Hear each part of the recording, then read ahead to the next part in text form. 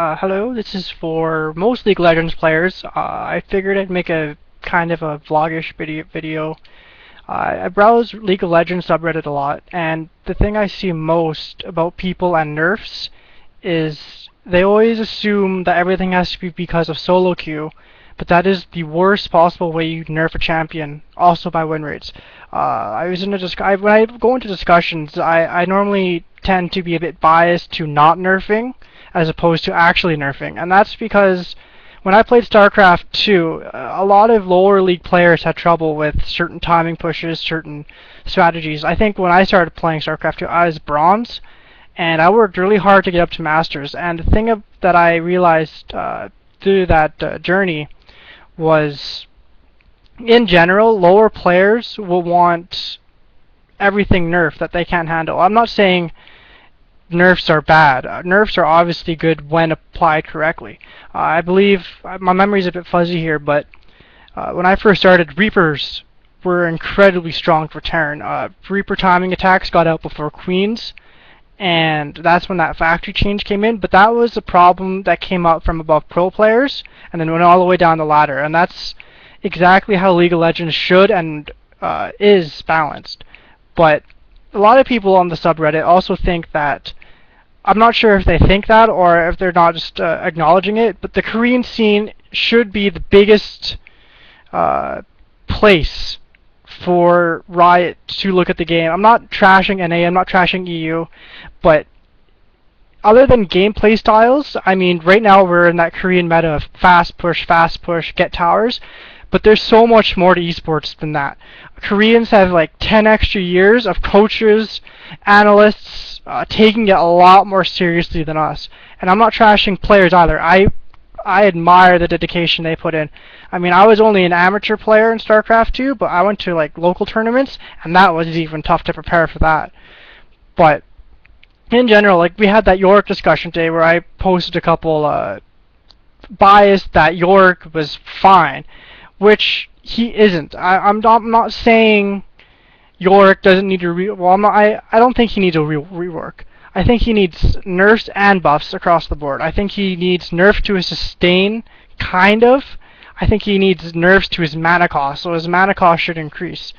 And the thing was, I was incredibly biased because every other comment was bashing Yorick, saying Yorick, oh, so OP. But that was I'm not saying that the players are bad. I mean, every player needs to improve. But when I was just reading some of the threads on York and some of the replies, it came over to me that a lot of these players think that just because he's very strong 1v1 and that he's a good 1v2 when in certain situations, that means he needs a rework or buffs or nerfs. And the thing is when I play against York, I intentionally, I do this with a lot of matchups, I deny myself creeps so he can't push me out. Sure, I might be 5, 10, 20 behind at the 10-minute mark, and he might have 100, I might have 80, but that discrepancy is 400 gold, and depending how the rest of your team's doing with dragons, other objectives, that 400 gold could be nothing in creeps. And when I play Yorick, I play him into a safe lane. Like if I'm against someone like Darius or Renekton, and my champ pool is kind of on the lower damage but high what is the word I'm looking for? Not sustain, but I like being really safe in lane. Darius is like my inspiration to top lane. I love being consistent, I love being passive and then aggressive when my enemies don't expect it, and that gets me a lot of kills. And when I play Yorick, it's because I want to be that extra safe, extra passive. But if you can't do that in professional play, you have to be aggressive. You can't pick Yorick in professional play as much as other champions. You look at champions like Jace. Look at that massive spike burst damage on that QE, hammer form QEW or whatever, or QWE. And then you look at it and you think, well, Yorick's still, he's pretty strong 1v1. He sustains and he pokes me out. Yeah, so does Teemo. So does a lot of champions. Darius. You can't fight Darius when he gets level 6 unless you have a Giant's Belt, some extra sustain, and you whittle him down slowly, and then you go all in. That's what you do with, that's what York does, but much more consistently and much, much harder. When I first started playing this game, like in 2010, and then when York was released, people were saying, oh, York's not that great, York sucks. And then we went into that sustain meta, and then that's where York shined, because everyone's like, oh my god, look at York. And then we got into that AoE comp, or, you know, as the meta evolves. And even now, in 2v1 situations, he's simply outclassed by a lot of people. Yes, York is amazing 2v1 clearing waves. No, he should not be picked because he's good at 2v1 lanes. You have a York lose lane at 6 minutes by a tower getting pushed. He has a tier. That's it. York with a tier does nothing. That's not because he's weak. He relies on items, and lots of champions rely on items. But you have champions like Jace, not much for items. You got a brutalizer, your tier, boots, QE. You're poking them down. You're still doing that useful poke that your team needs. With York, it's not a as much poke. I mean, yes, you can W the backline and you can get lane pushing, and York's great at split pushing. I think we did see York a bit in the LCS, I think in the spring split, and especially as support, because his goals, again, could poke and harass people out of lane. But that's for like a completely different video on all York. I just wanted to make a thing about balance, because I went off track there. But you look at balancing, and you see Riot saying, oh, he's toxic solo queue, so you want to rework him around that. Well, I think it's kind of not worth it. I mean, I know your majority player base is bronze and silver and gold, and I'm only gold 1. I don't consider myself great, but coming from a semi-professional scene in StarCraft 2, I never want to see buffs or nerfs come off because of a ladder or solo queue or something like that. I always want to see buffs and nerfs come at the top of the chain, which is LCS, OGN, all that stuff. I want to see it go like that, and then Challenger, and then Diamond, and then everything else. That's how I want to see buffs and nerfs across the board, because I think that's the most effective way one can balance a game, especially because they have higher mechanics, more game knowledge. Everything up there is better. All their builds are like tip top, and that's perfect. That's exactly how you want to play League of Legends. So you look at solo queue, which is an entirely different game, and you have to realize the buffs and nerfs go across every single region. So you have to look at every single region when you're buffing or nerfing a champion.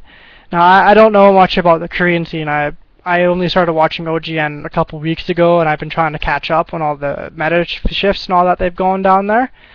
But when I look at it, it's so much faster paced. It is amazing to watch.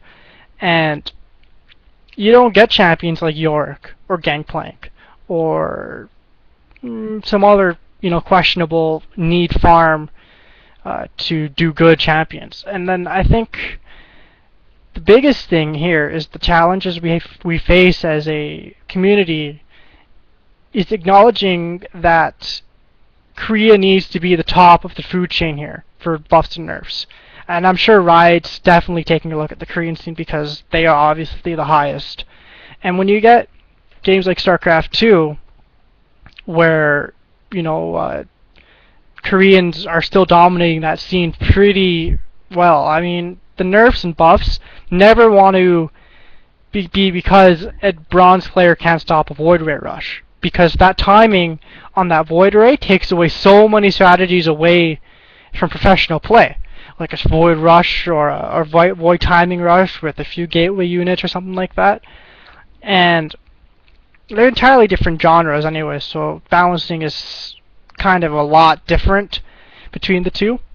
But when you look at people crying because, not crying, that's kind of insulting, people saying, oh, I remember Jace, someone asked a question, why does Jace need nerfs when he's at a 50% win rate?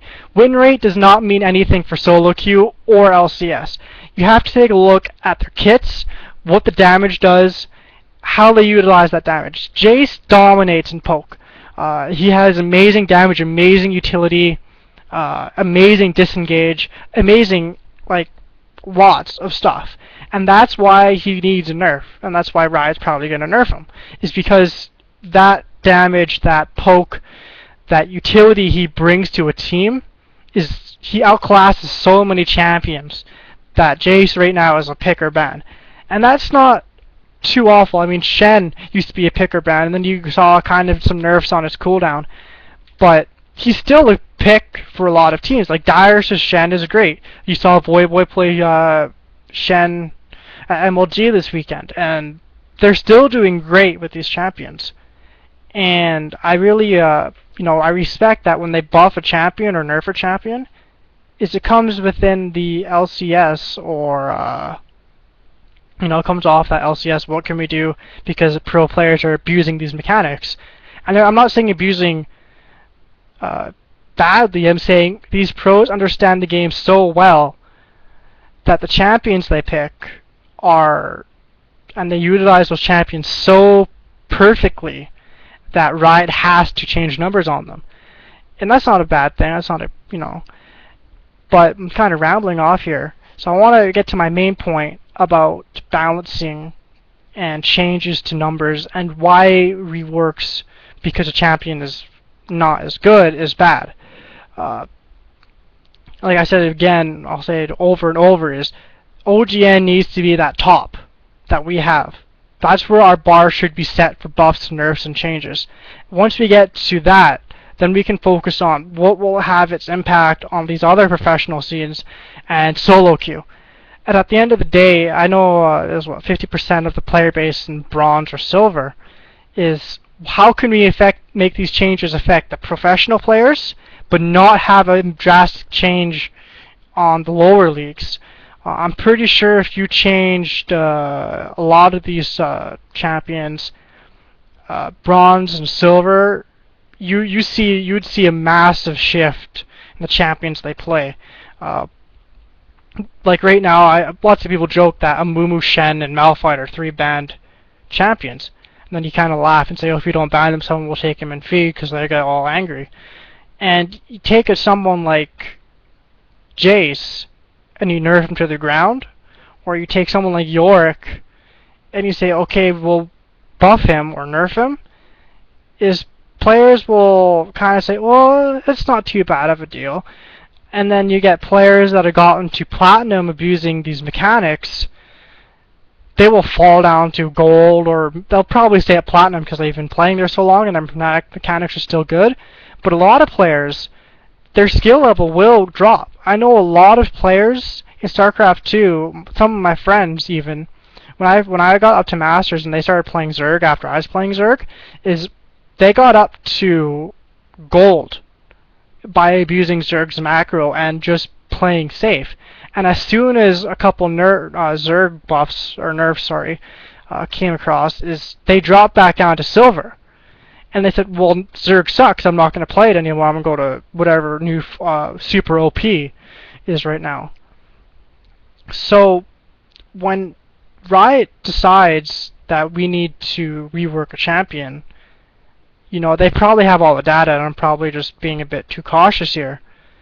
But they need to realize that solo queue should not be their main source of reworking a champion at all.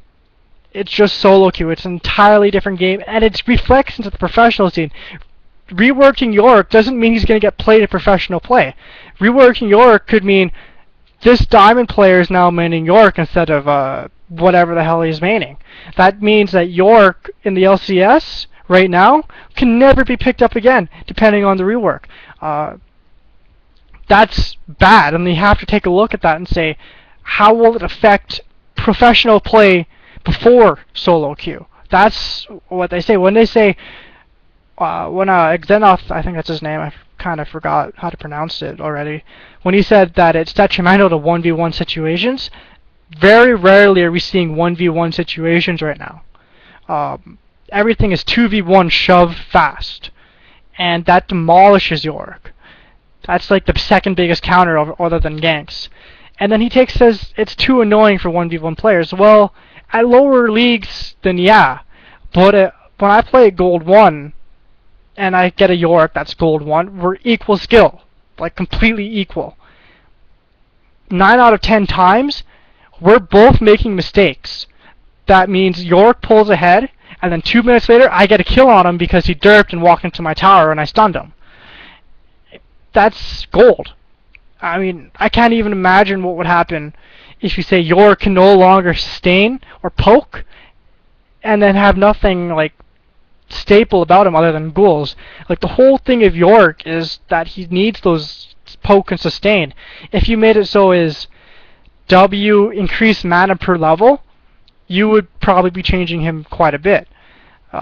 Like, same with Gangplank. If I always max W first, I will never ever max anything other than W ever until Riot's like, hey look, Gangplank's healing at 400 at level 5. How can we do that? Oh, his Q or his W's only got 65 mana. Let's make it so 65, 75, 85, 95, 105, or whatever. That's how you would nerf York. I know tier negates a lot of mana costs right now. That is not a design problem that people are champion design problem that people are saying. It's an itemization problem. People like Jace, Kha'Zix, other tier abusers, I think Blue Ezreal, that is an itemization problem all in itself right there. That is not York's champion design problem right there. That is completely how the itemization in Season 3 is working right now. So, you know, there's probably a lot of rambling, and I'm not sure how cohesive this video will be, but I'm going to probably do a couple more on some other champions, and how to make them viable, and how the meta is shifting right now, and what that means for solo queue. So I'll probably do that in like another video if this one grabs enough traction. So thanks.